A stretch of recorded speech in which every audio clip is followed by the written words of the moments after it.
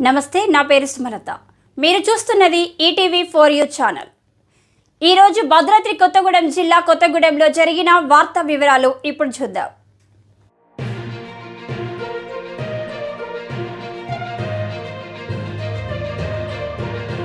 కార్మిక సమస్యల పరిష్కారమే ఏఐటీయూసీ లక్ష్యం. సింగరేణి పాఠశాలలో సిబిఎస్ఈ సిలబస్ను ప్రవేశపెట్టాలి. ఏఐటీయూసీ శేషగిరి భవన్లో జరిగిన విలేకరుల సమావేశంలో ఏఐటీయూసీ ప్రధాన కార్యదర్శి రాజ్ కుమార్ వెల్లడి. శనివారం నాడు కొత్తగూడెంలోని ఏఐటీయూసీ కేంద్ర కార్యాలయం నందు ఏఐటీయూసీ ప్రధాన కార్యదర్శి రాజ్ కుమార్ పాత్రికేయుల సమావేశం నిర్వహించారు. ఈ కార్యక్రమంలో ఆయన మాట్లాడుతూ గడిచిన గుర్తింపు సంఘం ఎన్నికల్లో ఏఐటీయూసీ విజయం సాధించిందన్నారు.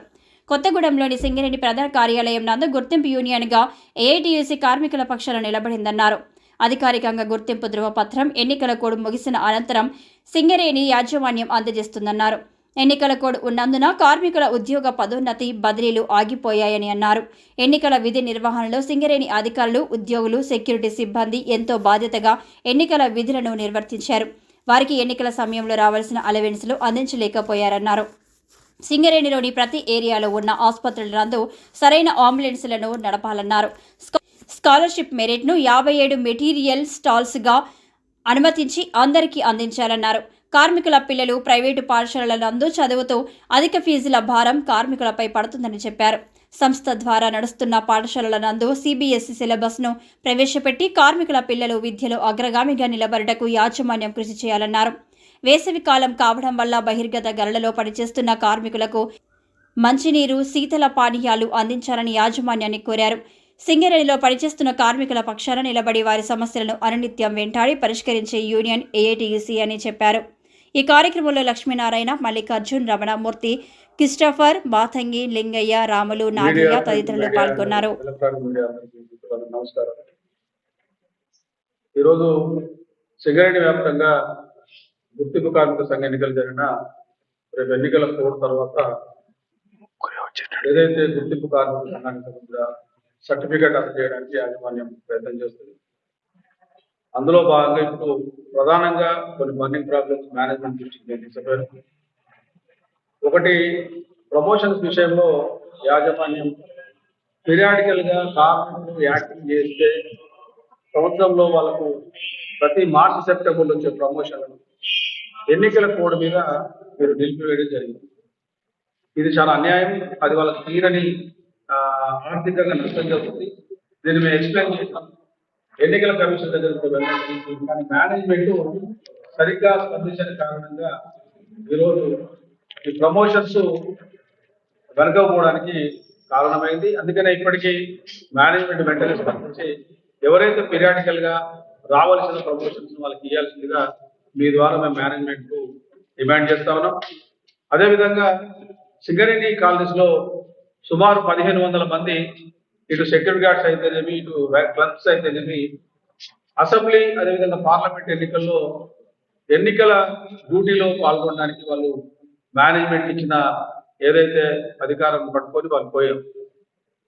ప్రభుత్వంలో పనిచేస్తున్న ఎవరైతే ఎంప్లాయీస్ ఉన్నారో వాళ్ళకు దొరికే విధంగా సింగరేణిలో ఎవరైతే ఎన్నికల్లో విధులు నిర్వర్తించారో వాళ్ళకి అలాంటి రెమ్యునరేషన్ కానీ లేకపోతే ఫెసిలిటీ ఇవ్వమని మేము చైర్మన్ గారిని, డైరెక్టర్ గారిని కూడా కోరడం జరిగింది.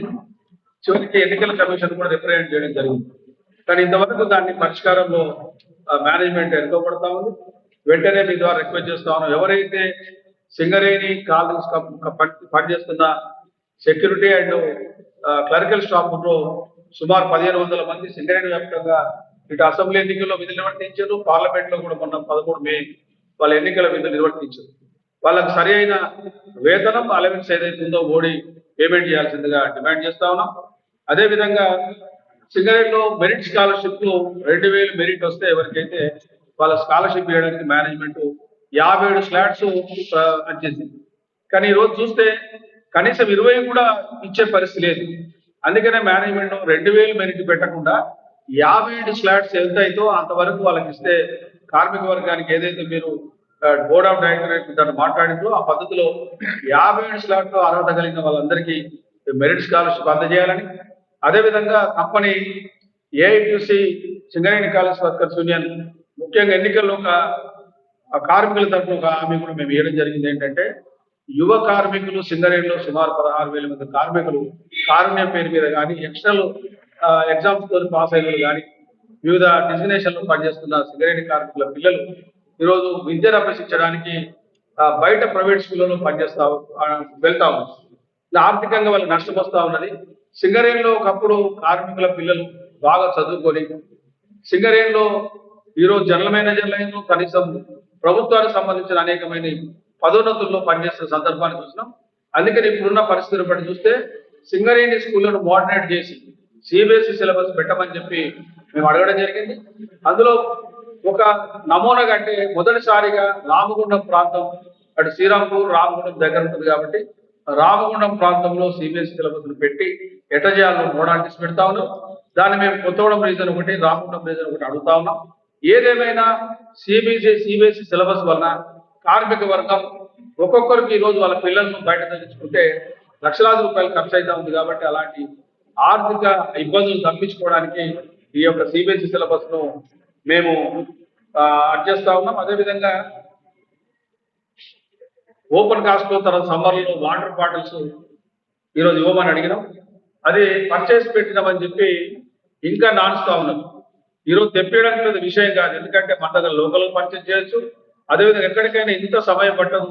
సమ్మర్ పోయి ఈరోజు మళ్ళీ వర్షాకాలం వస్తూ ఉన్నది కాబట్టి ఇలాంటి వాటిలో తాత్సారం చేయకుండా వెంటనే ఏదైతే కార్మిక వర్గానికి అవసరం ఉందో వాటిని మాత్రం ప్రయత్నం చేయాలి. అదేవిధంగా సమ్మర్ ఎక్కువైనప్పుడు 44 డిగ్రీలు పోయినప్పుడు కార్మికులకు ఇబ్బంది అవుతుందని మేనేజ్మెంట్ తెలియజేయగానే చైర్మన్ గారు కూడా మీ ఏరియాలో ఉన్నదాన్ని బట్టి మీరు అది చేసుకోండి అని చెప్పారు. కానీ ఇక్కడ ఏదైతే మేనేజ్మెంట్ ఒక రోజు 2 రోజులు పెట్టింది దాని తర్వాత వెంటనే వర్షాలు రావడం మీద కూల్ కావడం జరిగింది. ఏదేమైనా మళ్ళీ కనుక సమ్మర్లో 44 దాటితే వెంటనే దానికి సంబంధించిన కార్మిక వర్గానికి ఇబ్బంది కలగకుండా చేయడానికి మేము మేనేజ్మెంట్ విజ్ఞప్తి చేస్తా ఉన్నాం.